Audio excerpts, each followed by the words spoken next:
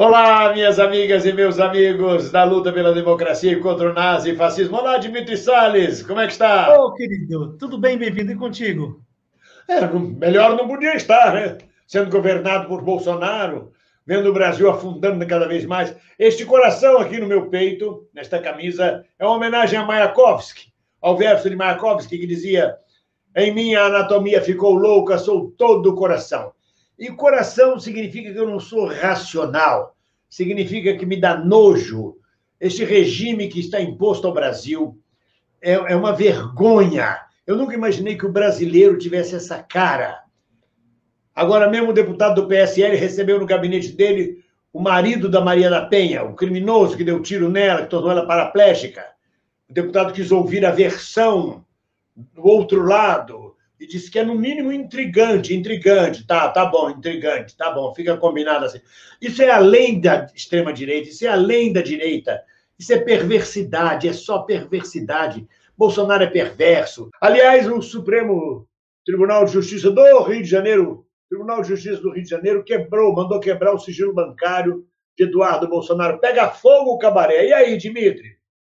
Então, bem-vindo. Foi do Carlos Bolsonaro, do Carluxo, e agora vai ser investigado. Peraí, Já vamos está botar a sendo. ordem nisso. Foi o Carluxo ou foi o Eduardo Bolsonaro? Foi o Carlos Bolsonaro. E pior ainda.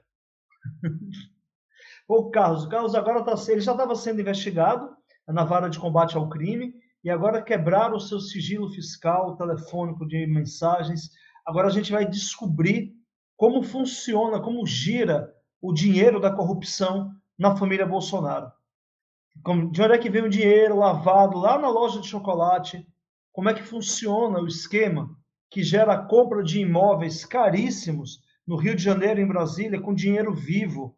Nós vamos descobrir como é que funcionários foram contratados nos gabinetes dos filhos de Bolsonaro e do Bolsonaro, sem nunca terem pisado nas casas legislativas.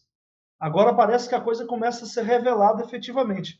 Quer dizer que, na verdade, pelo que se fala, a boca pequena e a boca grande, embora não provada ainda juridicamente, mas pelo que se fala, o Flávio Bolsonaro é que gere o dinheiro da família e distribui o dinheiro para o Dudu, para o Carlos, para o pai, para o Queiroz mandar para a Michele. Quer dizer, pode ser que através da quebra do sigilo bancário do Carluxo, é o Carluxo que vai ter o sigilo bancário quebrado. A gente vai ver que ele mandou dinheiro até para o priminho dele, para o Léo Índio, hein? Hein? Olha um presentinho de aniversário, Leozinho, para você, querido. A gente agora vai descobrir isso por ordem do Tribunal de Justiça do Rio de Janeiro. Bolsonaro deve estar pisando em ovos, 7 de setembro se aproximando, e ele cada vez mais vendo a possibilidade de um filho dele ser preso e também de arrastar os outros irmãos e o próprio Bolsonaro. Aliás, ele mencionou isso, ele perguntou ao Alexandre de Moraes: que inquérito é esse que você está abrindo aí? O que é isso? É uma armadilha para quando, na primeira oportunidade, vocês me pegarem para me prender? É isso? Ele sabe que vai ser preso, ele está apavorado com a ideia de ser preso. E ele fica dizendo assim: 7 de setembro vai mudar o país, aguarde que 7 de setembro vai... Ele pensa que ele é Dom Pedro I, ele quer fazer isso no dia da independência, independência ou morte. Quer dizer, o que ele diz: ou eu saio vitorioso ou saio morto, independência ou morte. O delírio sifilítico dele subiu para a cabeça a tal ponto que ele não tem cérebro. Ele tem um espaço vazio e o que entra ali fica rodando, batendo na parede do cérebro dele. O delírio sifilítico dele subiu para a cabeça e ele acha agora que ele é Dom Pedro I proclamando a nova independência do Brasil. E aí, Dimitri? Então, o Bolsonaro está com muito medo de ser preso. O que essa quebra de sigilo traz para a gente é a possibilidade de comprovação de um esquema de rachadinha que tem nome, chama-se peculato, é crime. Então, o Bolsonaro está com muito medo, porque tanto ele, presidente da República, à época quando deputado já praticava o esquema de peculato, a chamada rachadinha, também todos os seus filhos praticam. Então, ele está com muito medo, porque agora vai se destampar e nós vamos poder enxergar o esquema como ele é montado. Pelo menos a ideia é que se possa materializar a prova desse crime, que é também uma espécie de corrupção. E o Bolsonaro está com muito medo de ser preso. Porque quando ele sair da presidência, ele perde a imunidade. Ele já não vai ser mais deputado. Ele não vai ser presidente da República. Ele sabe, inclusive, que ele responderá a um processo penal internacional. Então ele está com muito medo. E ele sempre se moveu, ele sempre agiu de modo a proteger os filhos.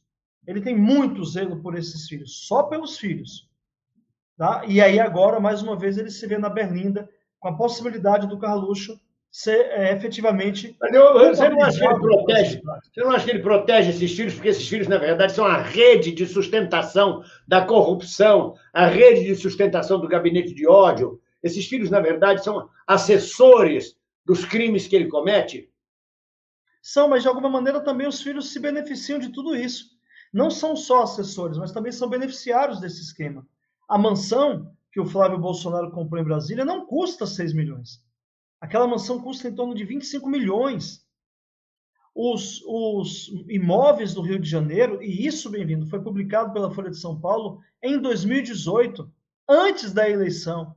Os imóveis do Rio de Janeiro não poderiam ser adquiridos com salário de deputado, com salário de deputado estadual do Flávio, com salário de vereador do Carlos Bolsonaro. Então, esses filhos também são beneficiários diretos. Agora, o mais novo a se beneficiar é o Renan.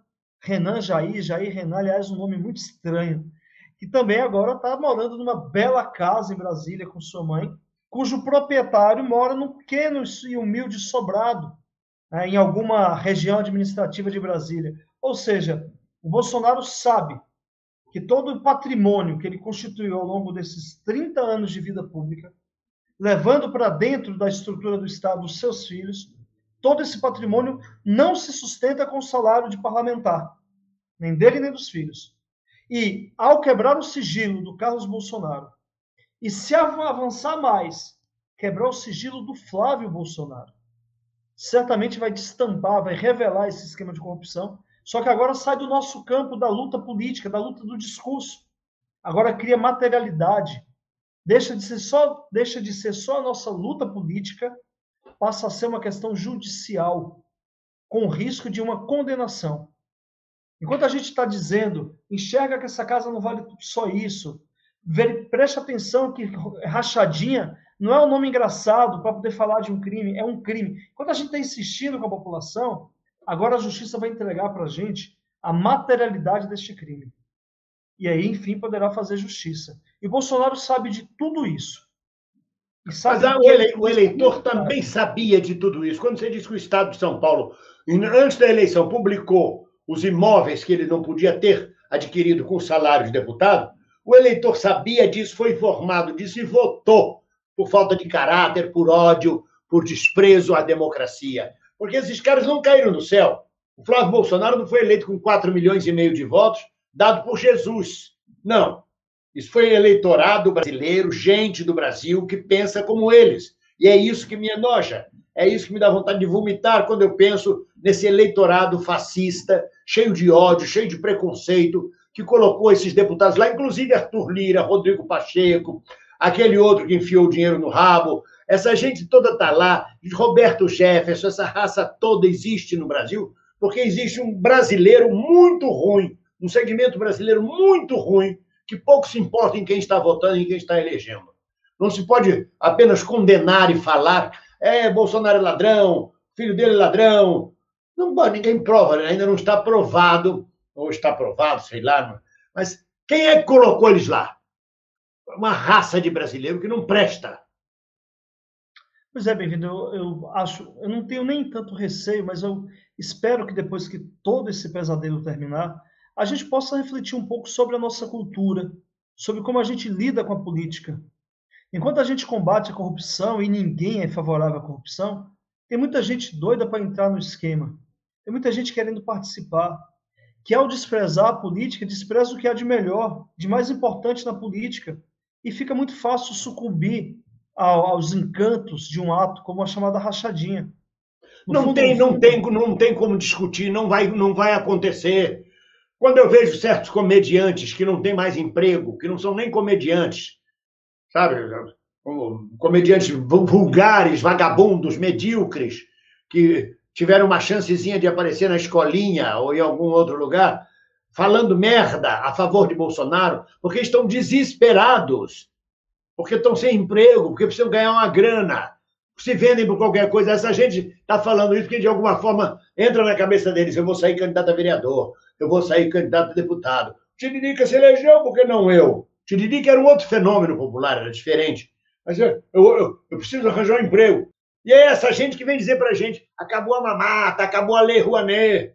Não tem mamata e não tem Lei Rouanet. Se existe mamata, existe essa mamata no governo Bolsonaro. Você sabe o que me chamou a atenção essa semana foi o desespero do Sérgio Camargo. O Fantástico fez uma matéria sobre o processo que ele está respondendo e sobre a forma como ele atua dentro da Fundação Palmares. Naquela noite, ele disparou twitters de forma muito agressiva para todo canto. Ele não poupou. Era nítido o desespero e a inquietação daquele homem que não tem absolutamente nada que o sustente. Não no sentido econômico, ele não tem uma moral que o valide como sujeito político, ele não tem valores éticos, ele é um sujeito pobre, vazio. E aí, quando ele se vê, de alguma maneira, pressionado, ele começa a disparar impropérios, que é a única forma que ele tem de encontrar alguma identificação com o seu chefe. Esse perfil é que a gente tem que parar e tentar entender como é que o brasileiro chegou a isso, ou ele é isso, ou quem somos nós que nos diferenciamos de tudo isso. Eu acho que a gente vai ter que aceitar que o brasileiro é isso. É isso e muito mais. O brasileiro é muito. Me permita te interromper, o brasileiro, essa ideia, o brasileiro, é uma ideia muito genérica, abstrata. Nós somos brasileiros, nós não somos isso. Nós temos, inclusive, uma capacidade mínima de fazer uma autocrítica das nossas posturas, das nossas ideologias. A gente tem a capacidade de olhar para o passado e reconhecer onde erramos e o que acertamos. E fazer. Mas nós vamos ter que fazer uma autocrítica em relação ao povo brasileiro. Nós temos que fazer uma autocrítica em relação ao que a gente chama de povo. O povo, a massa. Eu vi isso na década de 70, eu vi isso em 1970, 71, 72, até 75, 76, o povo andando, cagando e andando para a nossa luta política, a gente sendo morto, preso, assassinado, e ele do lado de lá. E essa cultura existe no mundo inteiro. Você vê na Hungria votando com a extrema-direita, a Polônia votando com a extrema-direita, a Espanha lutando com a extrema-direita, a Itália lutando com a extrema-direita, e é o povo italiano. Não tem a ver com cultura nem educação, não. Isso tem a ver com o interior, o caráter, a essência de cada ser humano, com o individualismo implantado há 500 anos por uma sociedade mercantilista e capitalista. Ou não? Ou não. Eu ainda sou um sujeito que tem uma crença de que é possível, de alguma maneira, promover aquilo que o Leonardo Boff chama de revolução molecular. Cada um de nós uma molécula de uma grande teia de interações vivas, e a grande revolução é a revolução dos nossos valores. Acho que a nossa luta, bem-vindo, um diálogo como esse, chama essa reflexão sobre como transformar os nossos valores. Porque senão a gente não transforma nada. A gente não transforma a política, a gente não transforma o país. Mas, Dimitri, quando a gente tinha uma classe operária, trabalhador do chão de fábrica, estivadores, trabalhadores em geral, havia uma moral operária, havia uma dignidade. Esse chão de fábrica desapareceu e no seu lugar tem um lumpesinato, tem um bando de malandros, tem um bando de gente que não trabalha porque não tem emprego, não trabalha porque não quer trabalhar, porque vive de malandragem, vive de bico. Essa gente não tem o caráter que tinha a classe operária anterior. E é essa gente, o povo, esse tipo de gente, lumpesinato, lumpenproletariado, que elege Bolsonaro, porque vota, porque vai às manifestações, porque recebe um sanduíche de R$10. É essa gente que atende aquele apelo. Ônibus de graça para manifestações em São Paulo, venham conosco. Pois é, no fundo eu fico pensando, tudo isso que você falou há uma grande verdade. Há uma classe média que contribui com tudo isso. Mas em algum momento há que se criar alguma consciência. Mas não há, desculpe lhe interromper, não há só uma classe média, não. É povão mesmo, que diz, eu quero me dar bem, eu quero ganhar dinheiro. Porque ele é deformado na sua origem. Vive na miséria, nasceu na miséria, não tem emprego, não tem chance. A moral dele é completamente diferente da moral da classe operária, de um trabalhador. Como eu tive pais de amigos meus trabalhadores que diziam, eu não assino nada, o fio do meu bigode é a minha responsabilidade. Você pode dizer isso desses malandros aí que estão aí, que assinam um pesinado? Não pode dizer isso, eles se vendem por qualquer preço. E a classe média vai junto. Ou você acha que não? Que a madame que não gosta de preto fica doida para que os pretos sejam alijados? Que não gosta de Paraíba, que não gosta de trabalhador? Sai daqui, essa gente fede. Essa gente quer votar em Bolsonaro. Bandido bom é bandido morto. Viado tem que ser perseguido, tem que acabar com isso, essa pouca vergonha. Eu conheci uma mulher que era bilheteira de um teatro na Barra, pobre de maré de si, morando num kitnet vagabundo em Botafogo, durante o impeachment da Dilma. Ela dizia: na minha casa a Dilma não entra. E eu ficava assim: que a Dilma vai fazer na casa desta porra, desta mulher? Vai querer entrar para quê? E ela dizia com orgulho: na minha casa a Dilma, na fantasia dela, a Dilma ia querer entrar na casa dela e ela dizia: não, você aqui não entra. Ela se sentia empoderada. Sim, mas esse empoderamento talvez tenha vindo de um processo político que deu a condição de se pensar como sujeito, que não sujeito de direito, mas talvez o sujeito consumidor. E engraçado você tocar na questão da Dilma, porque ontem completaram-se 5 anos da votação definitiva do impeachment. São 5 anos fora do PT, fora do governo. E essa mulher talvez consiga olhar para o passado, e ainda que não faça publicamente, consegue reconhecer a sua condição de vida muito mais deteriorada do que há 5 anos atrás.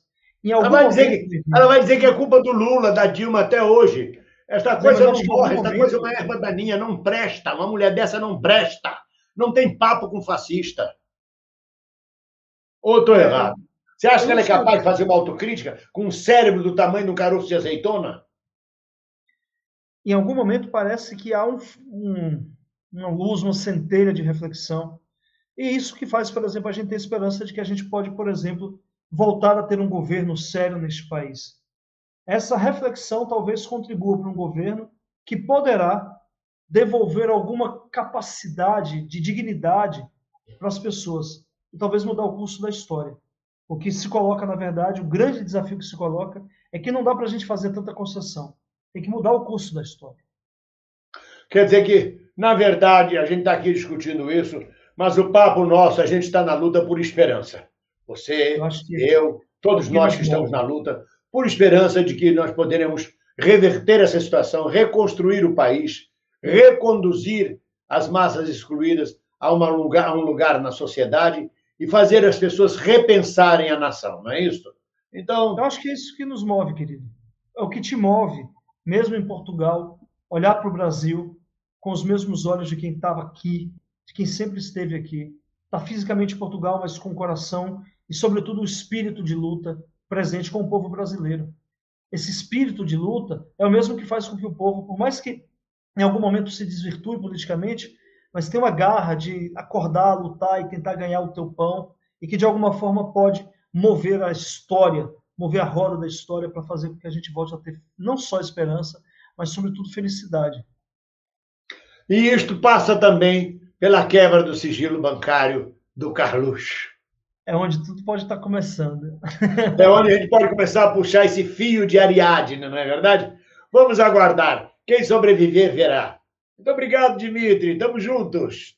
Beijo, querido. Um abraço a todo mundo que nos acompanha. Um abraço também. Tchau.